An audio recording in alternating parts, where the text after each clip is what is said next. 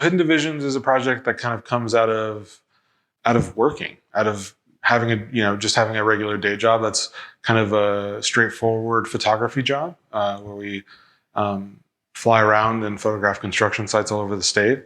And when that happens, there's quite a bit of downtime, and you end up just having a lot of time to look around. And so, being that I fly on the same routes every month, I get to look at the same places, and I get to kind of plan where things are, maybe when I'm going to be flying over there the next time, especially if something's particularly striking. The images themselves, they kind of come out of that in between time. So there's always a lot of interesting moments that I catch that are just purely happenstance, with people in them, swimming in a pool, playing on a playground, or I'm catching, really large moments like sugarcane field fires. And the fun part about this is that it's trained me to see things a long way off. And so if I see that the light is interesting in a direction, I'll have my pilot take me in that direction to find something that I'm looking for, especially if it's not out of the way too much. So this image of migrant workers is one that I've been kind of waiting to see because, Tampa Bay is surrounded by strawberry fields to the southeast mostly, but kind of all around us. And with that, and you end up seeing a lot of migrant workers. We have a lot of people from Guatemala, Honduras, El Salvador, Mexico, migrating to the States to work at these farms. And I think it's important to acknowledge those people, especially because they make our food system go around for little to no money. And all of that good money goes to, taking care of their families and themselves. It's amazing what they can do. I would say 30% of my family came to this country as undocumented immigrants, whether they came with visas that eventually expired, or they came directly over the border on a bus, or crossed rivers and jumped fences. My background is that. I come from a working class background. I was a child laborer myself and worked in janitorial work until they could put me down as an employee, and then I started working, above the table. So I see myself in migrant workers. If not, I may not be a migrant myself, but I see my own family members in that. And so I would say that's the big thing for me is, I guess, still reflecting back on myself in this project as well, even a little bit.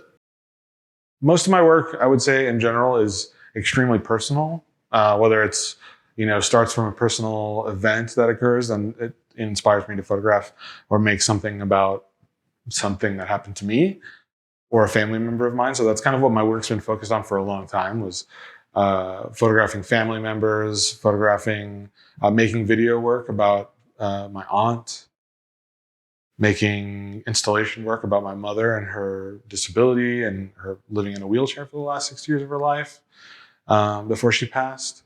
And then in terms of photography, I was saying before, very what would be called straight photography, just, observational images from daily life that would eventually get collected together. A lot of my work was like that, sometimes more pointed than other times, and sometimes just aimless and kind of wandering through life. The speed at which I can process things has changed because of flying. Because I'm going 120 miles an hour, flying through the sky, watching for other airplanes, and also looking for spots to shoot all the time. Just my ability to see things way faster because I have to has made it so that I can, when I'm shooting in the world, and I'm just looking around, I'm carrying a camera. If I'm carrying a camera, it completely changes how I look around. So I would say my favorite image of the series, or the one that strikes me the most, would be this image of a sugarcane field fire. It's in South Florida, in Glades County, just to the south of Lake Okeechobee, so west of West Palm Beach. I'd never known that that this practice existed, and I had to look into it. And there's a lot of environmentalists that are very against burning sugarcane fields, but it is one of the most effective ways to clear the fields after they, when they need the cane.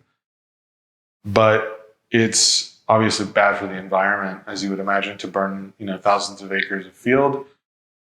But it's an amazing image to look at, and it's an even more amazing sight to see from the sky, because you just see a giant plume of smoke in the distance, and then you get closer and you can actually see the flames on the ground, which can be quite overwhelming. And the smell, I would say, is the other thing. And the thing that obviously won't translate into images is that it smells sweet. Some of the themes in this work kind of come across pretty straightforward and hit you over the head, like environmentalism and looking at agriculture. And there are other images that are of neighborhoods that are empty, that are remnants of financial crash that's already happened, and we're looking towards the next one. As home prices change, the stuff that I already talked about in my own work is already present. So, regular old Americans trying to buy houses is getting harder and harder every single day. The dollar is getting weaker inside of America, which is overwhelming for just about everyone. The bird's eye view, looking at things from the whole as well as from the parts, is easier when you can see the whole thing first.